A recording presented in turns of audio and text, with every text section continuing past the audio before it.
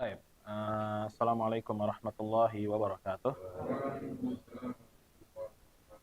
Baik, alhamdulillah wassalatu wassalamu ala Rasulillah wa ala alihi wa sahbihi wa man tabi'ahum bi ihsanin ila yaumiddin amma ba'du. Eh, Bagaimana kabar Bapak? Alhamdulillah, baik. Pada malam ini, hari ini sepertinya agak sepi ya, Pak. Iya, enggak apa-apa, insyaallah. Apa? Oh, iya. Bagian ya. Jadi Bapak-bapak, kita bertemu kembali ya di Ahad malam ini. Insyaallah kita akan membahas tentang tajwid, dan kita sudah kemarin-kemarin sudah membahas tentang sifat-sifat huruf. Nah, sifat-sifat huruf ini kita hampir mendekati ke akhir ya Pak, atau malam ini insya Allah kita akan habiskan di sifat huruf. Nah, sebelum kita masuk ke materi pada malam hari ini, kita akan murojaah seperti biasa ya Bapak di materi sebelumnya. Di materi sebelumnya, tepatnya di pekan kemarin, kita sudah mengambil sifat al-inhiraf, kemudian sifat takrir, tafasyi, dan istitolah. Istitolah udah kan Pak ya? Udah kan? Istitolah? Sampai istitolah yang gunah belum ya? Gunah ya. Nah, jadi anak akan bertanya ya Bapak-bapak, silahkan, siapa namanya Pak? Lupa-lupa ingat ya nama-nama. Pak siapa?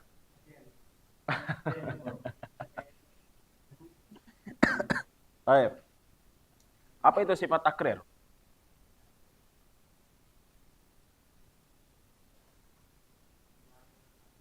Apa? Keluar dengan tajam bukan takrir. Itu yang paling pertama kalau keluar yang paling tajam. Bergetar ya, bergetar atau diulang-ulang.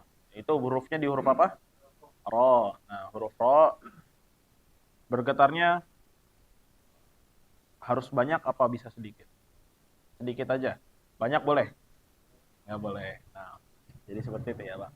Nah, terus selanjutnya Pak, kurang ingat ya nama-namanya, Afwan. Pak Kafid ya. Tafashi. Tafashi itu apa? Tersebarnya udara. Nah, tersebarnya udara tuh gimana maksudnya? Maksudnya kita kalau mengucapkan itu seolah-olah menyebar. Iya. Jadi di huruf apa? Shin. Shin ya, shin. Jadi ketika mengucapkan huruf shin ini, udara seakan-akan menyebar ya di dalam mulut. Ya, saya berbeda dengan sofir. Nah, kalau sofir ini udaranya tajam, tajam keluar dari depan ya, tajam. Ya, sa, tajam. Za, tajam. Po, nah tajam. Berbeda ya, tafashi sama sofir. Jadi jangan sampai ketika membaca sin, isa ya, yang udaranya tajam malah disebar di dalam mulut jadi sya, sa jadi nah, ya, jadi berbeda jauh. Kemudian siapa yang di ujung? Ya, watin. Taib. Sifat al-inhiraf. Iya, al-inhiraf. Inhiraf ini apa? Sifat apa?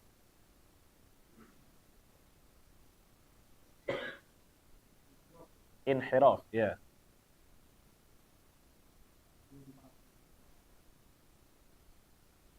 Ya. Iya, penyimpangan suara huruf. Jadi apa yang dimaksud penyimpangan ini?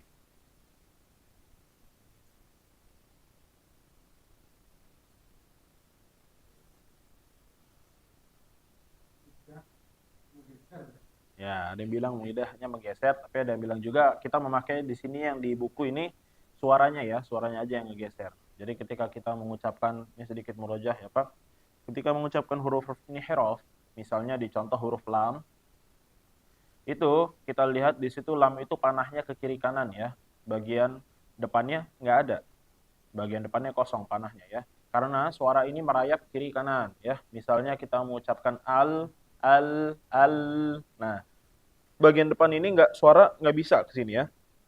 Seharusnya dia lurus kayak misalnya a, ba, ta. Nah ini lurus. Tapi karena karena lidah ini menempel, Nah, suara ini menggeser ya, menggeser ke kiri ke kanan, merayap. Bal.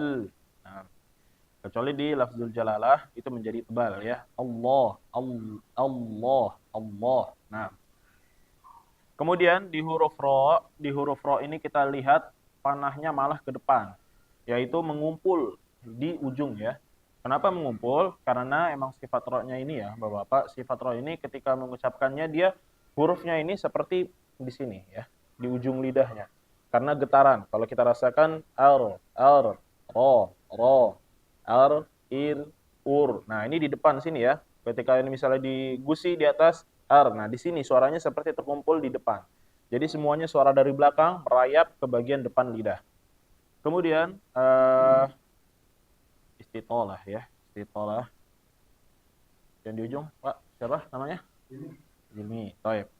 Istitolah apa? Bergeraknya lidah ke depan. Gimana tuh maksudnya? Iya. Ya, maksudnya gimana dia bergerak itu gimana lidahnya? Di ujung lidah menuju pangkal gigi. Ini ujung lidah. Terus ini ujung ke pangkal gigi apa? Atas. Gigi seri, gigi taring, gigi. Iya, ini harus mengetes ya Pak, pengat ininya. Bisa ngejelasin apa enggak? Nah, di huruf bo ini, nah hurufnya huruf bo, kita tahu ya bo. Nah, bo itu apa yang dimaksud bergeraknya lidah atau apa maksudnya bergeraknya lidah?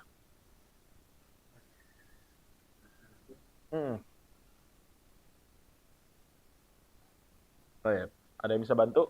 Bapak-bapak, ada yang ingat apa itu istitolah? Ya, tepi lidah. Ah, terus ya,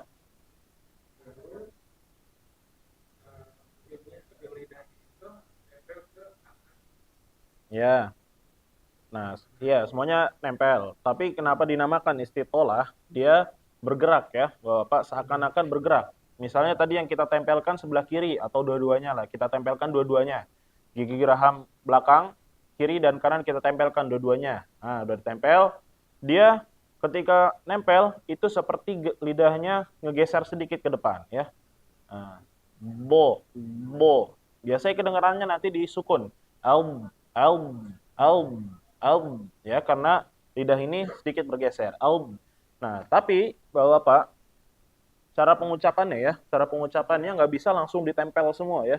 Kalau ditempel semua gini langsung asal nempel. Nah, ini apa namanya agak sulit juga ya. Out, out. Nah, tapi dia perlahan dari misalnya dari uh, samping sini ya, bukan dari belakang, itu menempel pelan-pelan, kemudian ngegeser sedikit ya ke depan. Aum, aum, ya, aum. Nah, agak susah ya. Emang huruf.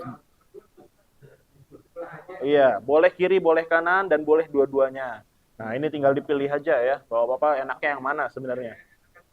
Enak, ada yang kanan enak, ada yang kiri enak. Susah ya. Iya, jadi ada yang kiri bisa, ada yang kanan bisa, ada yang dua-duanya bisa. Karena setiap orang juga beda-beda ya. Lidahnya lebih enak yang mana? Yang jelas suaranya keluar sesuai ya. Alb, alb, alb. Iya, bergeser sedikit ke depan. Makanya di sini bergerak lidah ke depan. Setelah TP lidah menempel ke gigi geraham ya.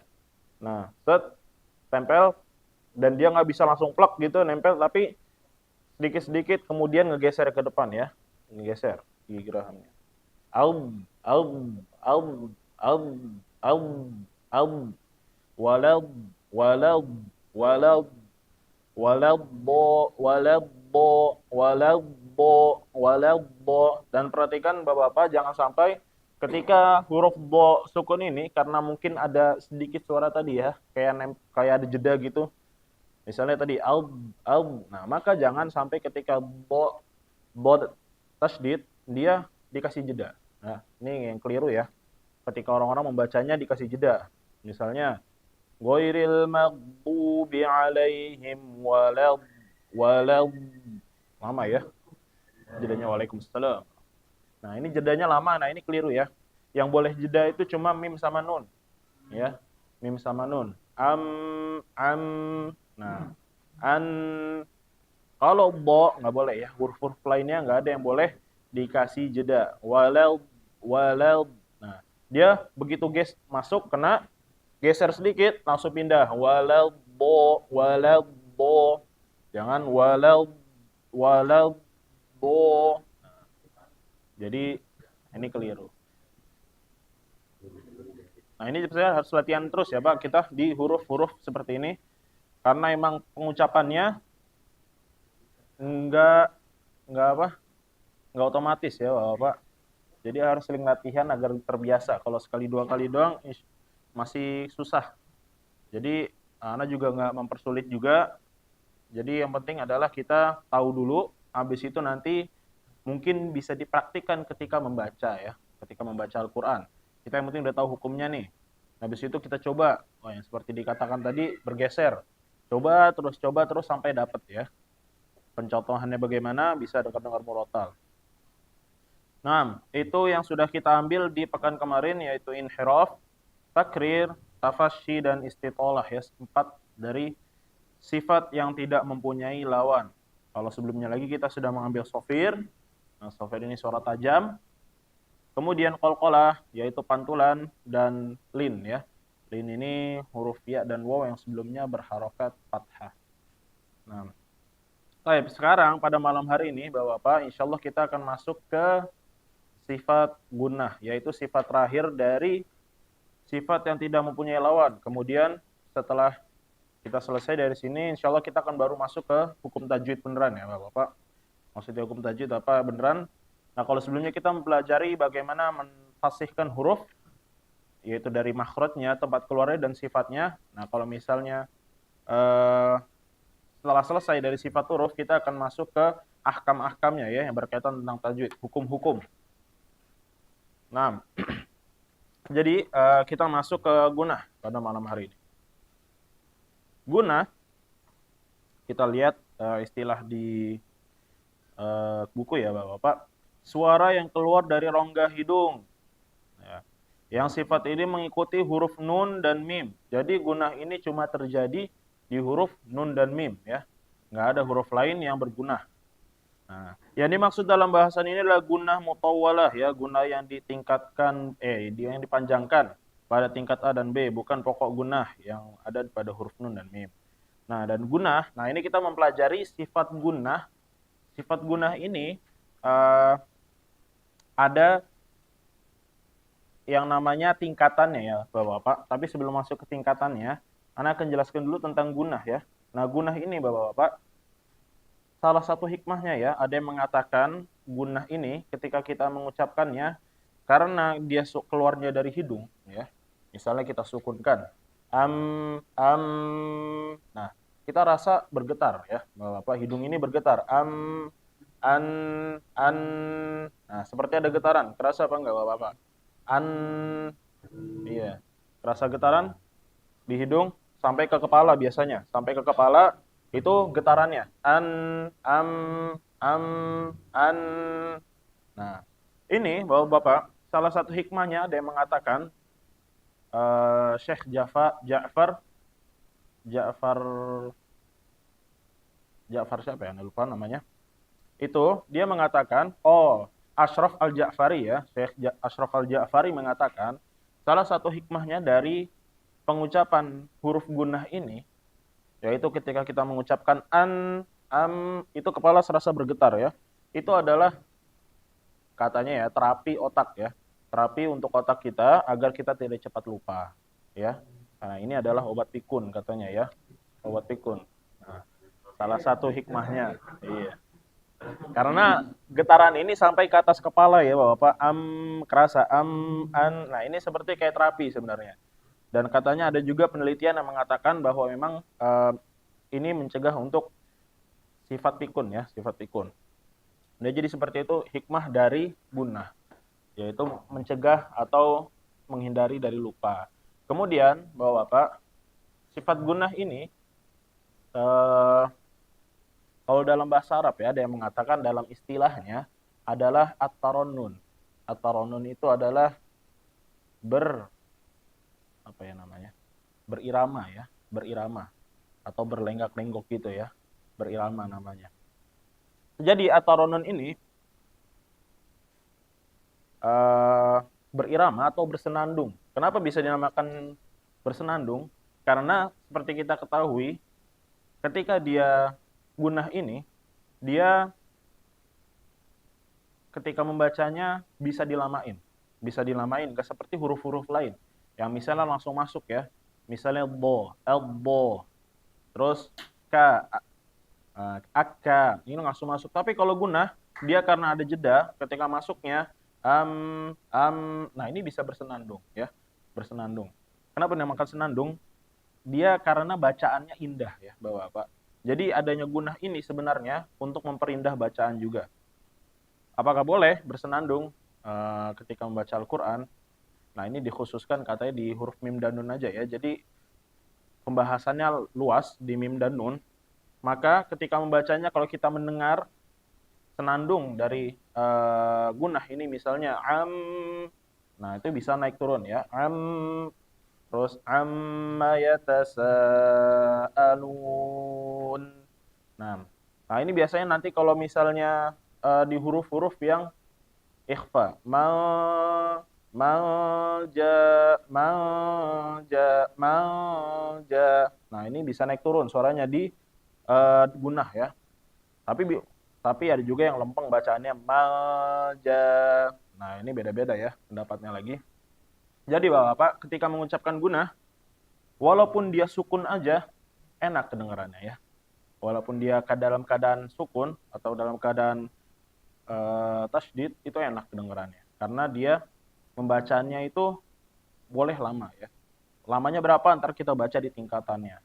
Sampai makanya ada yang sempat viral berapa tahun kebelakangan itu Nisa Sabian ya. Nisa Sabian itu cuma pakai hem doang, itu udah bagus ya, hemnya aja. Nah itu namanya gunah itu sebenarnya apa ya? Nah itu termasuk dari gunah sebenarnya. Nah jadi Bapak-bapak kita masuk ke tingkatan gunah ya, tingkatan gunah. Tingkatan gunah di sini penulis ya, yaitu Ustadz Abu Ya'la Qurnaidi menyebutkan sesuai dengan tingkatannya Syekh Aiman Aswaid ya. Syekh Aiman Aswaid. Nah, tingkatannya jadi ada 4 di sini dibaginya ya. Nanti ada yang mengatakan juga kayak misalnya Syekh Utsman Murad. Nah, itu mengatakan cuma 2 ya. Enggak sampai 4. Nah, bedanya apa? Yang 4 sama yang 2 ini nanti Anda jelaskan. Yang kita lihat pertama di sini akmal ma takun ya. Akmal ma takun atau dalam bahasa Indonesianya adalah paling sempurna. Nah, tingkatan ini terdapat pada huruf nun dan min yang bertasydid atau idgham. Kalau tasydid itu sudah ma'ruf ya, Bapak-bapak udah pada tahu tasydid kan? Tasydid udah pada tahu, Bapak-bapak? Tasydid itu yang seperti angka 3 tapi tiduran ya. Angka 3 tapi tiduran. Nah, itu tasydid. Nah, jadi misalnya kita lihat di sini ada kalimat Muhammad. Nah, di mimnya ini ada tasydidnya. Nah, itu dinamakan tasydid. Yaitu ketika membacanya dia akmal matakun ya. Nah, jadi akmal matakun itu berapa? Berapa harokat ya, Bapak? Ada yang mengatakan harokat, ada yang mengatakan berapa panjangnya. Nah, jadi begini kita bagi dulu ya, Bapak. Akmal matakun ini paling atas. Nah, paling atas ini berarti tandanya dia paling panjang ya. Paling panjang, kemudian diikuti setelahnya di sini ada kamilah, berarti turun sedikit tingkatannya. Terus naqisoh, turun sedikit lagi tingkatannya. Terus anqos matakun, itu turun lagi sedikit tingkatannya. Jadi akmal matakun ini paling panjang, bisa dikatakan dia ada 3 harokat. Tapi sebenarnya di sini ada perbedaan pendapat ya, ada yang mengatakan harokat ini cuma dipakai ketika di huruf mat ya. Huruf mat. Kalau misalnya di huruf gunah, pembahasannya sebenarnya bukan harokat ya namanya Bapak. Tapi nggak apa-apa untuk mempermudah aja kita memakai harokat. Karena kalau misalnya kita contohkan di misalnya 2 harokat. Nah 2 harokat, ana ya, ana. Nah ini 2 harokat. Beda sama ana. Nah, ini satu harokat ya. Ana. Nah, ini dua harokat. Kalau misalnya tasydid, kita contohkan di sini tasydid paling sempurna yaitu akmal matakun. Ketika dia membacanya berbeda ya, harokat mat sama harokat gunnah. Tadi ana, nah sekarang nggak bisa ana dua kali ketukan atau dua kali bukan jari ya. Ana, ana, ana. Nah, ini dua harokat. Kalau misalnya kita pakai panjangnya di huruf mat atau harokat, istilah mat ya, istilah harokat di mat, maka ini nggak nyampe ya sebenarnya Bapak. Misalnya anna, nah ini nggak nyampe, belum akmal matakun. Anna, nah ini belum. Akan tetapi dia dipanjangin lagi ya. Sebenarnya ini lebih ke rasa-rasa aja ya, rasa-rasa aja sebenarnya Bapak. Anna, anna, amma, amma. Nah, ini panjangnya dari harokat ya. Harokat gunnah. Kita menyebutnya harokat gunnah aja. Intinya Bapak untuk mempermudah aja di sini ya, karena ini untuk dibaca nanti. Ketika membaca akmal matakun, yaitu ketika tasdid dan idgham. Nah, tasdid sudah pada tahu ya, Bapak. Tadi seperti di kalimat Muhammad. Nah, ini tasdid. Nah, idgham nanti kita bahas. Nah, kita ambil dulu dari kalimat Muhammad ya, Bapak. Kita coba. Nah, Muhammad. Nah, jadi itu panjangnya ya. Terus lagi di tasdid di huruf nun. Amanna. Nah, terus. Nah, ini sebenarnya udah masuk idgham ya. Idgham itu dari satu huruf masuk ke huruf lainnya ya. Itu bahasa mudahnya kalau dalam Indonesia, satu huruf ke huruf lainnya. Nah, ini contohnya di sini ada idgham mim ya, mim ketemu mim.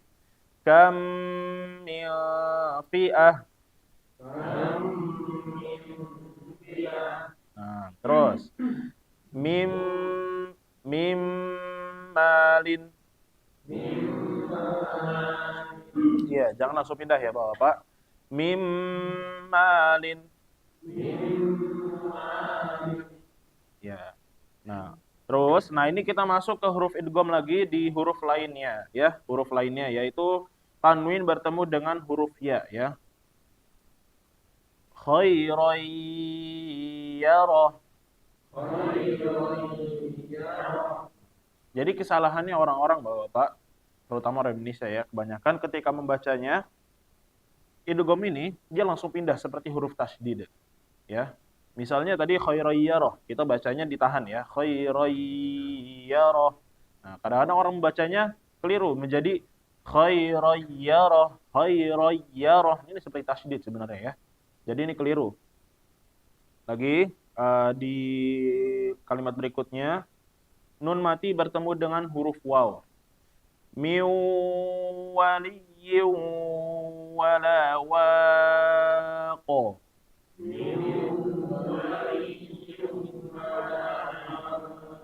Perhatikan di li-nya waliyu itu masuk lagi ya. Waliyu, jangan langsung pindah. Lagi, coba. Miu, ya ditahan juga. Miu waliyyin wala waqo.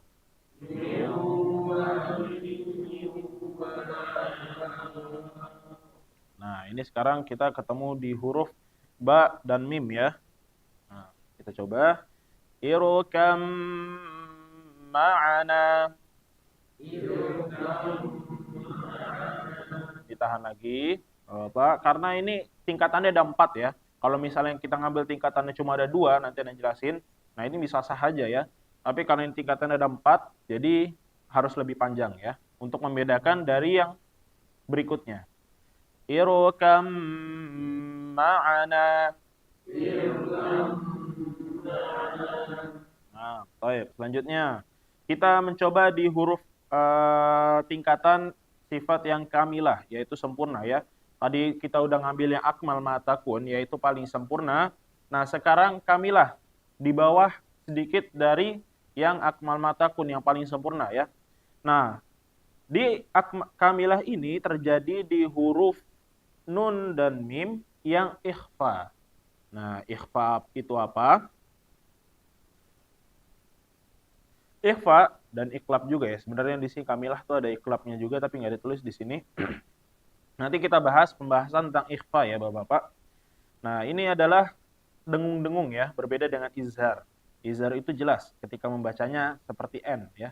Tapi kalau ikhfa itu dia seperti melebur, bukan melebur ya. Dia dengung ya, dengung. Kalau melebur itu idgham. Nah, contohnya di sini ada nun mati bertemu dengan so, ya. Maka dibacanya bukan walaman, tapi walamau. Tingkatannya panjang juga ditahannya, tetapi di bawah dari yang akmal. Di bawah dari yang paling sempurna tadi ya Bapak. Coba kita coba. Kalau misalnya tadi udah paling lama ditahannya ya, yang akmal mata kuna ini sedikit lebih cepat ya. Sedikit lebih cepat dari akmal ya. Iya, tahannya lebih nggak terlalu lama, nggak kayak akmal tadi. Kita coba. Wala mau sabara. Iya. Masih sedikit lagi ya. Tahan sedikit lagi, tapi nggak sampai derajatnya akmal. Lagi. Wala mau sabara. Nah, udah pas itu. Mansura. Nah, terus, nah ini iklab ya, bahwa apa? Mim ketemu ba. Hum barizun. Nah, terus, mim ba'du. Nah, jadi ini untuk tingkatan dari kamilah ya. Dia adanya di ikhfa dan iklab. Ini harus dihafal ya Bapak. Misalnya tadi di paling sempurna yaitu di akmal. Akmal matakun itu di huruf apa? Di hukumnya? Ya, hurufnya mim dan nun. Terus keadaannya dalam keadaan tasdid, satu lagi idgham ya. Ada tasdid sama idgham. Kalau tasdid insya Allah sudah pada tahu, untuk idgham nanti kita pelajari lagi ya di hukum tajwidnya. Kemudian di kamilah itu ada dua juga Bapak, tapi di sini tulisnya cuma satu ya. Yaitu di ikhfa dan satu lagi apa namanya? Ada yang tahu? Iqlab ya. Jadi mim ketemu ba. Nah, ini qalb atau iqlab ya, nama ada dua nama. Nah, dia tingkatannya di bawah sedikit dari huruf yang akmal ya, ditahannya. Kemudian selanjutnya yang ketiga ada namanya naqisoh ya. Naqisoh. Naqisoh ini kurang ditahannya. Kenapa? Ini nunnya ini dalam keadaan sukun. Ya, jelas ya. Izhar, dalam keadaan izhar. Maka dia gunahnya tetap ada, tetapi nggak sampai ditahan kayak membaca yang sebelum-sebelumnya. Yaitu di huruf yang tadi dalam keadaan kamilah dan akmal matakun ya. Nggak sampai tingkatan seperti itu. Jadi langsung pindah ya. Jadi jangan membacanya bahwa apa ini kadang-kadang ya rahmukallah. Ya, jadi kadang-kadang ada orang membacanya ini sukun, mim dan nun sukun ini dia ditahan ya Bapak. Jadi jangan sampai ditahan. Misalnya an'amta di sini, jangan sampai membacanya an'amta. Nah, ini keliru ya. Dia harus langsung pindah ya Bapak. Nah, an'amta. Nah, ini seperti di huruf bainiyah ya. An'amta. Nah, enggak sampai an'amta. Tapi gunanya kena nah kena amta. Tapi jangan juga membacanya amta. Nah, ini keliru ya. Ketika membacanya mentang-mentang ini dicepetin bacanya amta. Nah, tetap ada gunanya. Jadi amta. Coba kita coba. Amta. Nah, sekarang kita coba di Al-Fatihah di sini ya. Alaihim ghairil maghdub. Nah, ini tingkatannya Bapak di naqisoh, yaitu kurang. Gunahnya ini kurang. Jangan sampai dilebihin ya, seperti kamilah atau akmal, seperti yang sempurna atau paling sempurna ya. Nah, terus yang terakhir Bapak-bapak, yang paling terakhir ini anqos ya, yaitu yang paling kurang bacaan nunnya. Nah, bacaan nunnya ini paling kurang atau gunahnya ini paling kurang tingkatannya, yaitu ketika dia bacaannya dalam keadaan berharokat, ya. Ketika kita membaca huruf nun dan mim itu berharokat, maka dia gunahnya ada tapi paling kurang karena dia langsung pindah, ya. Misalnya di sini nahnu, na ini masuk, ya. Nah ini masuk gunah, nah nya ini masuk. Nah, tapi langsung pindah. Nahnu, ya. Enggak sampai ditahan nahnu. Nah, ini keliru, ya. Tapi insya Allah nggak ada yang baca seperti itu. Nahnu. Nah, ini dengungnya berlebihan, ya. Semoga aja nggak ada yang baca seperti itu, ya Bapak. Tapi kayaknya nggak ada. Nah, kita coba nahnu. Terus selanjutnya di nun sama mim, ya. Namariku. Nah, jadi ini ankos matakun, ya Bapak-bapak. Nah, tadi yang Anda sebutkan di sini penulis menyebutkan ada 4 tingkatan, ya, yang mengikuti dengan Syekh Aiman Aswaid. Nah, ada juga yang mengatakan 2 tingkatan. Tingkatannya apa? Yaitu kamilah sama naqisoh aja, yang sempurna sama yang kurang, ya. Yang kamilah itu apa? Ketika dia idgham, semuanya disamain, ya. Jadi nggak ada akmal, nggak ada kamilah. Jadi benar-benar kamilah aja udah. Sama aja, ya, antara akmal. Kalau akmal di sini kan tasydid sama idgham, ya. Nah, terus kalau misalnya kamilah itu ikhfa dan iqlab. Nah, kalau misalnya yang satu lagi yang cuma dibagi menjadi dua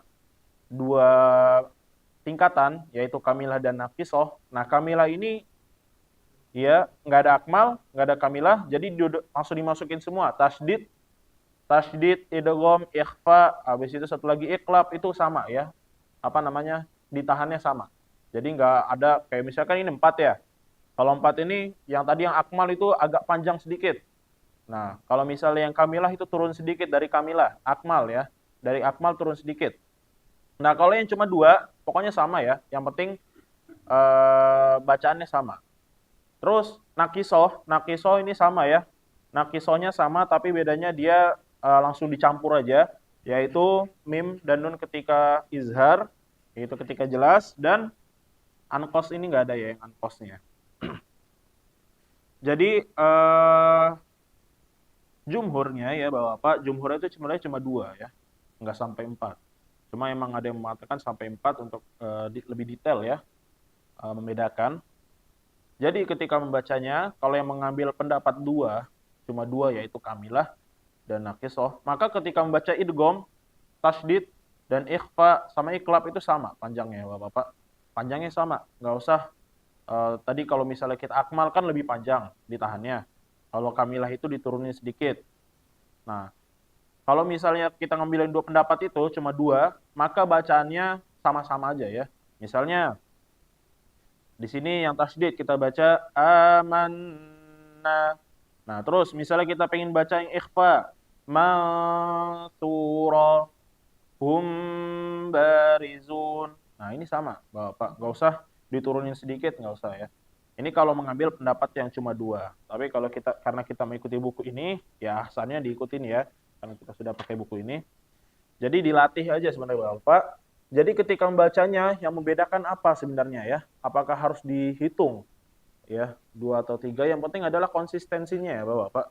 Jangan di satu tempat membacanya ya akmal itu paling sempurna, tapi di tempat lain dengan dalam keadaan tingkatan yang sama, misalnya sama-sama tasydid, yang satunya ditahannya 3, yang satunya ditahannya 1. Misalnya kita membaca Muhammad. Nah, ini bacanya udah pas, kita ngambil yang segitu. Jangan ketika kita membaca amanah itu berubah ditahannya. Tadinya Muhammad. Nah, terus ketika membaca amanah, amanah. Nah, ini keliru, ya Bapak. Jangan sampai nggak konsisten ketika membacanya. Iya, harus tetap konsisten. Ketika membacanya misalnya di surat-surat surat-surat pendek kita praktekin, ya Bapak. Nah, terus ketika membacanya yang naqisoh ini, ya, naqisoh ini tadi yang seperti Anda ingatkan, jangan sampai ketahan. Yang izhar-izhar ini jangan sampai ketahan. Karena ada banyak, ya, kasusnya. Alam alam taro. Nah, alam taro kaifa fa. Nah, mimnya lama banget ditahan, ya Bapak. Sedangkan dia izhar langsung pindah ya. Alam taro, alam taro. Nah, jadi seperti itu. Alam taro kaifa fa. Nah, langsung pindah, jangan alam taro, alam taro. Nah, ini keliru ya, Bapak. Jadi ini yang bisa kita ambil dari huruf huruf ya, sifat gunnah yaitu sifat at-tarannun ya, yaitu bersenandung ya, bersenandung ketika membacanya. Nah, jadi ketika salah satu hikmahnya tadi yang seperti yang Anda jelaskan bahwa kepala ini bergetar untuk mencegah dari sifat lupa ya, anisyan, salah satu dari sifatnya. Nah, terus Bapak-bapak ya, di sifat gunnah ini dia yang bisa membacanya itu ditahan. Jadi sifat lain nggak ada. Di sifat-sifat lain jangan sampai sifat-sifat lain itu dibacanya ada yang tertahan ya. Terus bagaimana Ustadz? Kalau misalnya di huruf waw berarti nggak boleh ditahan dong. Nah, jadi intinya adalah huruf nun dan huruf mim ini adalah kunci sebenarnya Pak. Kunci dari bagaimana gunnah atau tertahannya suatu huruf ya. Misalnya contohnya kita lihat di sini miwa miwa. Nah, ini wawunya jadi gunnah ya. Wawunya jadi gunnah. Kenapa? Karena ada huruf nun. Nah, nun dan mim ini adalah kunci ya. Miwaliyu. Nah, wawunya ini jadi gunnah. Terus misalnya huruf ba di irkam, irkam. Nah, ini juga jadi kunci ya. Huruf mimnya jadi kunci. Untuk menjadikan ba ini menjadi dengung ya. Irkam ma'ana atau di iklab, iklab. Humba. Nah, ini boleh ditahan karena ada kuncinya yaitu mim dan nun sebelumnya. Jadi seperti itu Bapak di huruf gunnah. Terus misalnya ada pertanyaan.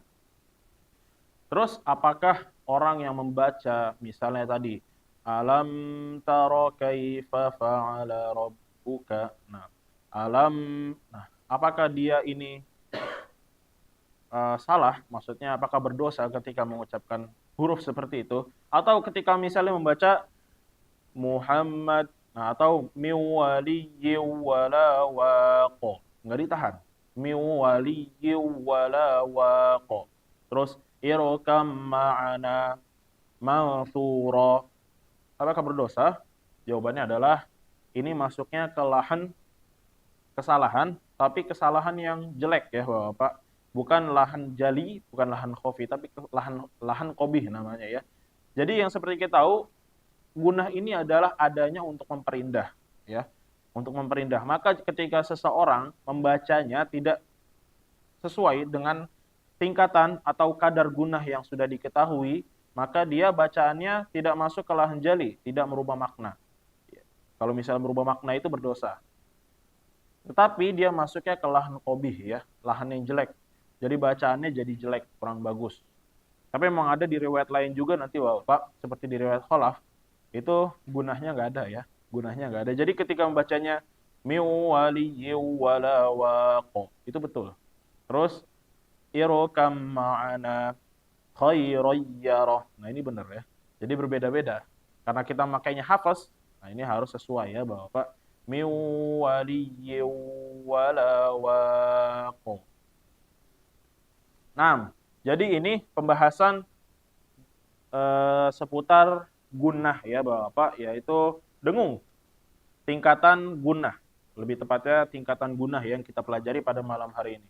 Jadi akmal matakun keadaannya dalam keadaan apa aja Bapak?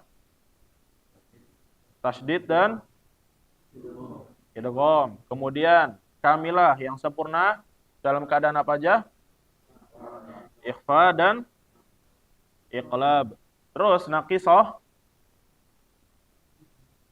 izhar ya. Kemudian anqas itu dalam keadaan apa? Yang berharokat ya. Nun dan mim yang berharokat. Nahnu. Nah, ini harokatnya fathah dan dhammah. Nahnu. Terus namariku, nama. Nah, ini berharokat ya. Ada gunahnya tapi paling kurang. Jadi nggak terlalu sampai ditahan. Nama, nggak sampai seperti itu. Tapi nggak ada insya Allah seperti itu ya, Bapak. Baik. Nah, di sini ditulis di catatan, kadar tempo guna disesuaikan dengan ritme bacaan. Nah, seperti yang sudah kita ketahui, sudah pernah kita bahas, ritme bacaan itu di bagian awal ya, di sini ada dijelaskan, ada namanya hadar, ada namanya tahqiq, dan di halaman berapa ya? Di halaman 16. Halaman 16. Nah, ini tahqiq, tadwir, dan hadar.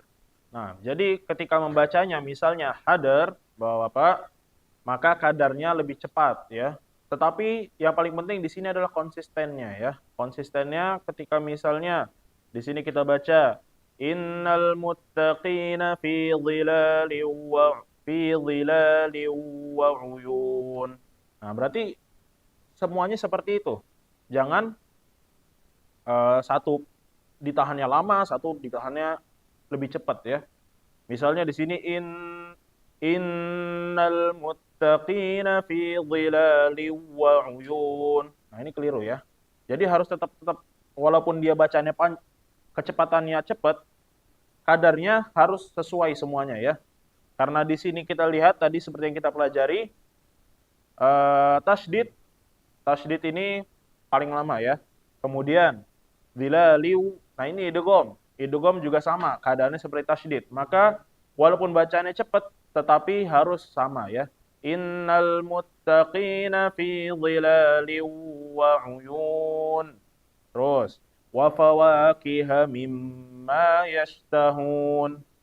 Nah, terus kalau misalnya dia bacaannya benar-benar tartil ya, mujawwad, maka lebih panjang lagi bisa jadi innal muttaqina fi dhilalin wa uyun. Innal muttaqina fi dhilalin wa uyun. Berbeda ya kadarnya. Nah, jadi yang paling membedakan adalah konsisten ya, Bapak. Konsistennya misalnya panjang ditahannya segitu ya udah segitu. Jangan berubah-ubah. Apalagi misalnya sama-sama akmal tetapi yang satunya panjang, ditahannya satunya pendek. Nah, ini yang kelirunya seperti itu.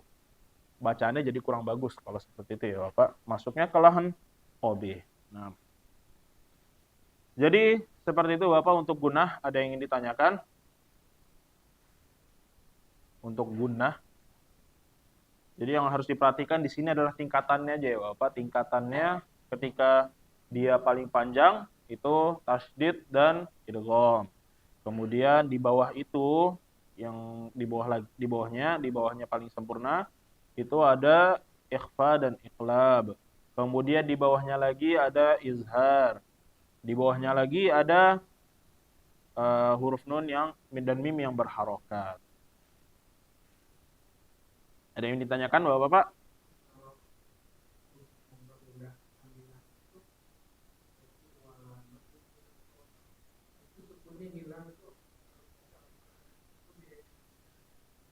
Oh ya, betul. Ya, kalau di dalam mushaf ya, itu sebenarnya ada perbedaan ya, Pak. Ada malah yang berbedanya kita lihat mana ya di sini? Ada nggak? Ya.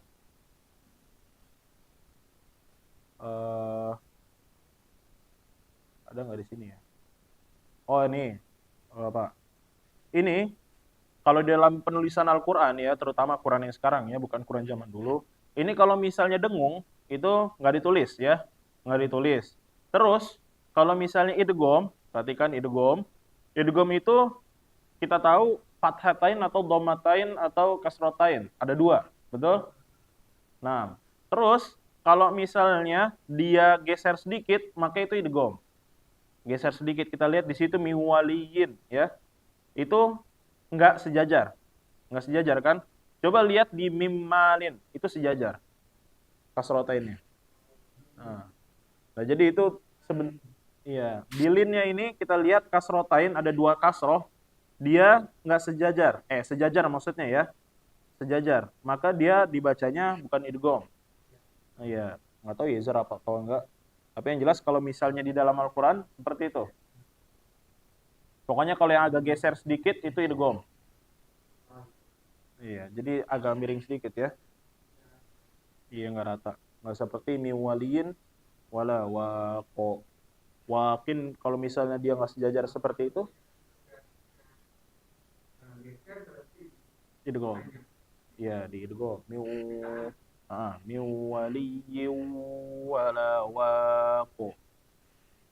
Khairan yarah. Itu kita lihat fathatain atau dua fathah di situ bergeser ya. Enggak sejajar. Iya. Iya, tapi lebih lama ditahannya. Jangan masukin dah. Hah? Dua-dua?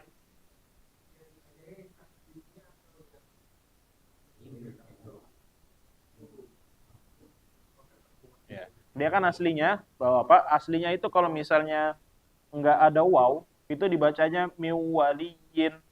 Ya, miwaliyin. Tapi karena ketemu huruf waw, maka dia masuk ya. Miwaliyin wala waqo. Sama kayak huruf min. Min ini kalau misalnya setelahnya bukan huruf waw, tetapi huruf hamzah, kita taruh huruf hamzah, maka dia menjadi min, bukan mil atau miu, ya. Ketika dia bertemu dengan huruf ba, mim ba'di, jadi mim, ya. Iya, nanti kita bahas di hukum-hukum tajwidnya insyaallah. Di situ ada nanti ada iqlab dan lain-lainnya. Iya. Intinya ketika menemu huruf seperti itu, idgham, itu ditahan ya, Bapak. Intinya seperti itu sebenarnya. Ditahannya. Jangan sampai nggak ditahan. Jangan seperti tasydid. Dan jangan kebalik ya, Bapak. Jangan kebalik. Ketika nanti misalnya bertemu huruf tasydid bukan di huruf nun dan mim, maka jangan ditahan. Ya. Jangan ditahan. Dia langsung pindah. Misalnya kalau dalam Al-Qur'an surat apa ya? Nah, ini nih. Kita taruh di huruf ba aja, di huruf ba.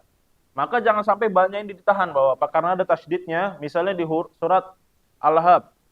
Tabat, tabat. Nah, itu jangan gara-gara tasydid kita ikutin gunnah. Tab. Nah, lama banget nahannya. Tabat yada qul a'udzu birabbi. Nah, ini keliru ya. Nah, nanti biasanya kelirunya ketika dia berharokat waw. Ada ya di dalam Al-Quran itu yang berharokat waw. Jangan sampai ditahan. Kalau misalnya dia gara-gara tasydid, bukan gara-gara idgham atau gara-gara gunnah ya. Contohnya ada nggak ya di sini? Sambil Anda nyari, mungkin ada yang bertanya lagi, Bapak. Silahkan. Ya. Ya, siapa? Ya, Bapak dulu. Siap. Ya. Iya. Kalau saya baca itu waktu roy-roy-jarok itu ada tasdidnya di ya. Sementara kalau yang di sini tidak ada tasdidnya. Itu apa sebenarnya sama atau sama? Jadi sebenarnya itu rosam aja, Pak. Rosam atau penulisan Al-Quran. Ada juga yang penulisan Al-Qurannya, tadi kan Anda jelaskan, kalau misalnya sejajar itu enggak, enggak idgham. Tapi kalau enggak sejajar, miring sedikit, fathatain misalnya di situ ya, khairo itu, ronnya itu agak geser sedikit. Enggak seperti mimalin, ya. Iya. Tapi di beberapa mushaf, enggak ada juga yang kayak gitu, Bapak. Jadi berbeda-beda sebenarnya. Itu cuma penulisan untuk mempermudah aja, bukan dijadiin patokan. Enggak dijadiin patokan. Jadi itu cuma buat mempermudah aja. Tadi kayak seperti Pak ini bilang, nun kalau misalnya nggak ada huruf sukunnya berarti dibaca idgham ya. Iya. Ya ini untuk mempermudah aja. Tapi ada juga nanti yang tetap ditulis, cuma mempermudah aja. Intinya balik lagi ke hukumnya, nanti hukum tajwidnya. Kita harus pelajari hukum tajwidnya biar nggak keliru. Kalau yang ada di dalam Quran, malah ada sekarang Quran yang berwarna kan, Bapak. Lebih jelas lagi itu yang berwarna malah. Misalnya kalau dengung warnanya apa, kalau misalnya panjang warnanya apa. Nah ini lebih mudah lagi sebenarnya. Iya, begitu warnanya hilang, nggak tahu bacanya. Makanya kita patokannya di ilmu tajwidnya, bukan di penulisannya. kalau kita berputar misalnya akmal Mm-mm. 3 rokat gitu. Ya, Kalau kamilah 2 rokat bisa ya. bisa. Iya. Yang paling jelas konsisten ya, Bapak. Jangan sampai ketika membaca Muhammadu. Nah, terus selanjutnya di sini amanah ya. Muhammadu amanna. Nah, ini beda ya. Padahal dia di satu tingkatan yang sama-sama tasydid. Jadi keliru. Ya tadi mau nanya apa? Maksimal 3, tapi sebenarnya enggak 3 juga. Ini bukan patokan 3 ya. Ya, tapi jangan panjang-panjang banget ya. Intinya adalah ritme bacaannya. Ritme bacaan kita itu seperti apa, Bapak? Kalau kita misalnya baca cepat, semuanya berarti cepat ya. Misalnya tadi kalau misalnya kita bacanya lambat banget, nah itu berarti bisa nambah dia. Nambah di dengungnya ya, atau bukan di tingkatannya ya. Misalnya tadi kan kalau misalnya 3 patokannya, itu sebenarnya nggak bisa jadi patokan juga ya, Pak. Kalau misalnya kita baca lambat, amanna amanna bima. Nah, ini kalau misalnya baca lambat. Kalau misalnya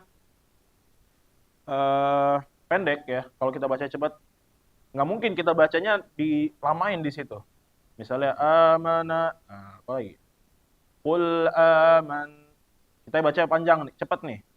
Qul amanna billahi wa mana. Qul amanna billah. Jangan sampai bacanya kita baca cepat tapi dilamain di situ. Ini keliru juga ya. Nggak cocok. Qul misalnya. Qul amanna billahi wa malaikatihi wa kutubihi. Nah, ini nanya jadi aneh ya jadinya. Sebenarnya balik ke ritme bacaannya. Makanya di sini ditulis di catatan kadar tempo guna disesuaikan dengan ritme bacaan. Kalau untuk patokan 2-3 harokat itu sebenarnya untuk mempermudah aja. Yang paling jelas intinya adalah kalau di sini ketika akmal itu lebih panjang dari kamilah. Terus kamilah lebih panjang dari naqisoh ya. Semakin turun semakin cepat pindahnya. Jadi seperti itu.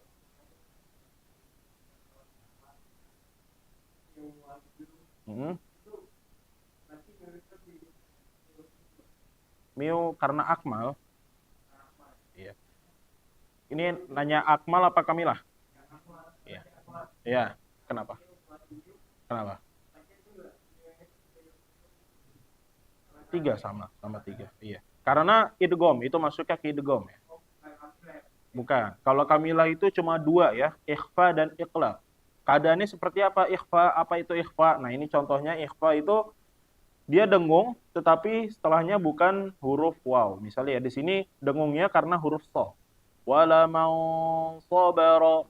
Terus mansura. Nah, terus iqlab. Iqlab atau qalb ketika huruf mim bertemu dengan huruf ba. Hum barizun. Nah, ditahan ya, jangan sampai ketika nanti membacanya mim ketemu ba, mim sukun ketemu ba itu langsung pindah. Hum barizun. Nah, ini keliru. Mim ba'du, ini keliru juga. Jadi harus ditahan. Walaupun ditahannya nggak sepanjang yang akmal.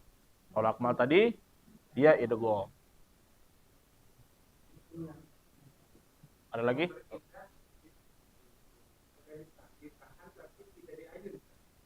Boleh sebenarnya diayun ya. Iya, boleh diayun sebenarnya. Karena berbeda-beda. Ini pendapatnya kalau yang keras, kalau pendapat yang keras ya Bapak, itu nggak boleh diayun. Karena jadi kita balik lagi sebenarnya ke hukum nada ya. Hukum atagoni atau melagemkan Al-Qur'an. Ada yang mengatakan sunnah, ada yang mengatakan mubah, boleh. Ada yang mengatakan makruh, bagusnya ditinggalin aja. Ada yang malah mengatakan haram, benar-benar nggak boleh ya. Tapi kalau Anda pribadi ya Bapak, Anda ngambil yang mubah aja, boleh aja sebenarnya ya. Selama di situ orang-orang ketika mendengar bacaannya menjadi nyaman. Jangan sampai ketika kita ada yang membaca Al-Quran ya, malah bacaannya ngebikin orang lain nggak nyaman. Nah, jadi ada yang mengatakan sampai sunnah ya Bapak, sunnah kenapa dibacanya boleh atau bernada dalam Al-Quran itu dibolehin sunnah, agar bisa tadabbur atau memahami, merenungi ayat-ayatnya ya. Sampai misalnya kalau misalnya ada membaca ayat yang nangis, karena nadanya cocok, habis itu pas, bisa ditadaburin, akhirnya orang-orang pada nangis juga. Nah ini sunnah ya, ada yang mengatakan sunnah. Jadi seperti itu. Kalau ana pendapat yang haram ya, ana nggak sampai ke haram. Jadi ya sebenarnya boleh-boleh aja. Kalau yang haram itu sebenarnya ya Bapak, yang haram itu menadakan Al-Quran itu tujuannya untuk mencari kasep ya, mencari uang. Yang sampai misalnya di stadion, ya dia baca di tengah-tengah, habis itu bacanya naik turun sampai orang-orang lain Allah Allah Allah. Itu ya sebenarnya. Iya. Nah itu agak-agak ini ya Pak. Iya. Alhamdulillah nggak ada yang ngemis itu pakai bacaan Al-Quran ya Bapak. Tapi kalau pakai rebana ada. Yang apa namanya ngemis-ngemis di jalan sambil mukul-mukulin rebana itu ada. Tapi alhamdulillahnya nggak ada yang ngemis itu sambil baca Al-Quran. Alhamdulillahnya. Oh ada. Oh. Terus dia nada-nada gitu sambil minta uang. Karena belum pernah nemu ya.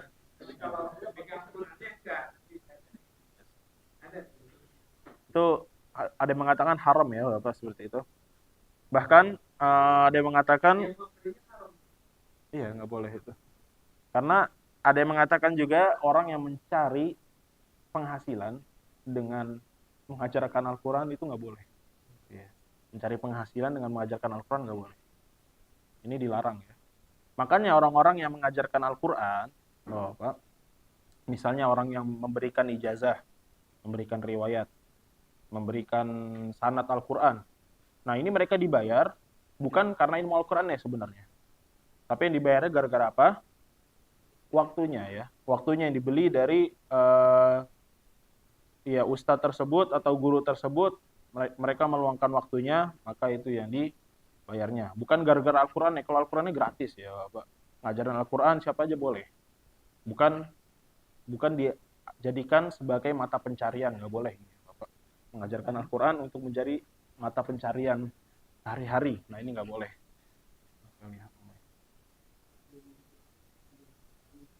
Gimana?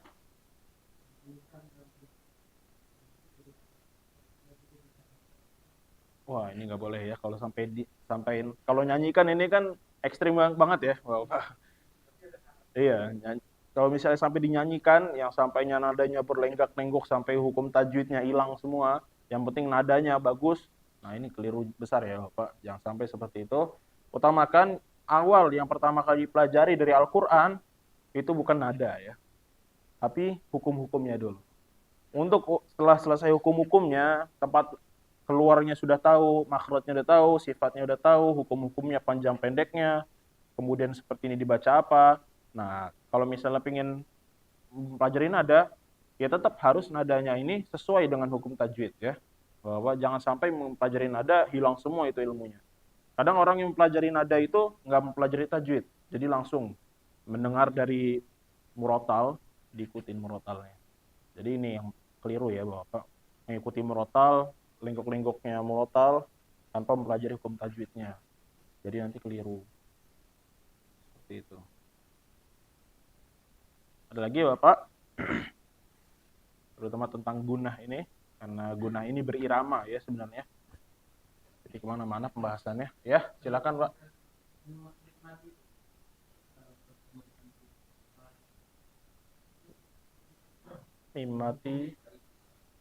Mimati bertemu dengan huruf ikhfa. Enggak ada ya. Enggak. Tetap kalau mimati ketemu huruf ikhfa, misalnya ya kalau misalnya huruf ikhfa berarti sok tadi ya. Iya. Itu enggak dengung ya, enggak ada dengungnya. Izhar masuknya. Jadi langsung pindah. Tetapi kalau misalnya ketemu huruf idgham sama mim mati, kalau pertanyaan huruf mim mati ketemu dengan huruf idgham seperti waw, ya, ini sama ya. Enggak ada. Dia masuk melebur ke huruf waw dan ya enggak seperti nun. Kalau nun ini memang melebur dia suaranya, bacaannya. Atau tanwin. Nun atau tanwin. Nanti kita bahas di situ setelah ini ya Bapak. Setelah itu kita masuk ke hukum nun sukun dan tanwin. Nah, ini dibahas ikhfa, idgham, iqlab, ikhfa. Nah, ini dibahas semua. Izhar. Nah, ini di mim nun mati dan tanwin. Dan sukun ya. Nun mati. Ada lagi pertanyaan Bapak? Nggak ada? Nah, taib. Kalau nggak ada, kita cukupkan ya mungkin Bapak. Jadi Bapak sebelum tutup ya, iya ini semuanya ini harus dihafal ya, nggak bisa meraba-raba tuh nggak bisa ya. Di makhraj dan sifat itu kalau misalnya kita raba-raba tanpa mengetahui tempat keluarnya, misalnya makhraj, kita bisa mengetahui makhraj itu disukunkan atau ditasydid. Tapi kalau kita nggak pelajari atau kita nggak hafal sebelumnya itu sama aja ya, susah Bapak. Misalnya huruf dal, huruf dal kita sukunkan, ada. Kita tasydidkan, ada. Terus nempelnya di mana lidah? Di mana? Ada, coba ada. Ujung lidah ketemu gigi atas atau gusi? Gusi. Gusi atau gigi? Gusi. Langit-langit. Nah, ini kan nggak masuk. Iya. Huruf dal keluarnya di tempat tumbuhnya gigi. Iya, ini keliru ya. Anda sering inget tempat pangkal gigi atau tempat tumbuhnya gigi ya. Jadi kalau misalnya kita tempel itu kerasa gusi, kerasa gigi seri ya. Jadi dia tempat tumbuhnya ya. Benar-benar tempat tumbuhnya gigi seri. Pangkalnya ya, pangkal ada. Nah, orang Indonesia tadi yang Anda tanya gusi ya, gusi ada. Nah, ini keliru, ada. Nah, makanya harus dihafal semuanya, Bapak. Bagaimana cara menghafalnya sering dipraktekin. Ketika kita sudah tahu sebuah hukum atau sebuah makhraj dan sifat itu dipraktekin. Jangan sampai nggak dipraktekin. Kalau nggak dipraktekin ntar susah ya, Bapak. Cara mengingatnya adalah dipraktekkan. Seperti nanti sifat hamas, yaitu apa sifat hamas? Apa aja huruf hamas? Udah pada lupa. Iya. Huruf-hurufnya? Nah, ya, ta, satu-satu. Kaf, sin. Nah, ini ada singkatannya. Untuk mempermudahnya sebenarnya ada singkatannya. Fa. Iya, fa. Huruf A keluar nggak A? Nggak. Huruf Ko? Huruf Ko? Ako? Nggak. Terus? Ya. Huruf H? Ya. Nah, itu ya. Kalau misal kita hafal singkatannya, itu lebih mempermudah. Fahatsahu syakhsun sakat. Ya. Terus kalau misalnya huruf syiddah, ajid qatin bakat. Huruf bainiyah, lin Umar. Terus huruf isti'la khussadaqtin hil.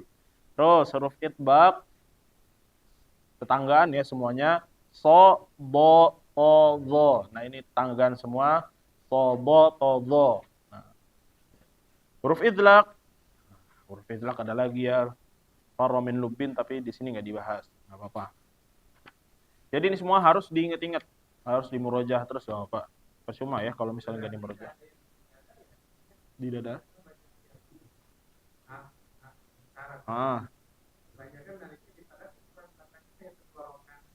Ya. Ha. Ha. Iya. Iya. Iya ya. Nggak ada ya sebenarnya. Cuma sampai ujung sini aja, ujung sini. Iya. Paling belakang tenggorokan. Iya. Kalau di dada kayaknya nggak keluar suara ya, cuma emang iya. Dada ini nggak keluarin suara ya, Bapak, cuma di sini aja. Ya. Kalau ketebelan, ya memang sifatnya tebel. Iya. Sebenarnya nggak ada ya. Kalau dalam istilah bahasa Arab atau di dalam istilah tajwid dalam Arab itu ha tebal dan ha tipis, nggak ada itu sebenarnya. Iya. Cuma emang itu mempermudah. Iya, itu mempermudah di bahasa Indonesia aja, ha tebal sama ha tipis ya, karena emang kelihatannya kayak tipis, ha yang kecil tuh. Tadi mengatakan ha tebal, ha tipis. H besar, H kecil. Sebenarnya cuma istilah aja di Indonesia. Kalau dalam tajwid dalam bahasa Arab sendiri nggak ada sebenarnya itu ya Pak. Keluarnya di tengah dan di bawah. Nah, jadi seperti itu Bapak. Nah, nasihatkan jangan lupa dimurojah lagi, diulang-ulang, atau apakah perlu dijadikan ujian ya Bapak? Agar diinget-inget terus. Iya. Dia banyak yang Iya.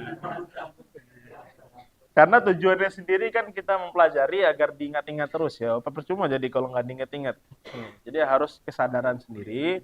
Jangan sampai karena sering lupanya akhirnya muncullah itu ujian ya. Jangan sampai. Jadi diingat-ingat terus. Mungkin nanti dalam ininya praktiknya mungkin anak akan tanya terus ya Bapak dari makhraj dan sifatnya. Jangan sampai kelupaan. Nah, kita cukupkan ya Bapak untuk pertemuan pada malam hari ini dengan membaca doa kafaratul majlis. Subhanakallahumma wa bihamdika asyhadu an la ilaha illa anta astaghfiruka wa atubu ilaik. Baik, barakallahu fikum. Wassalamualaikum warahmatullahi wabarakatuh.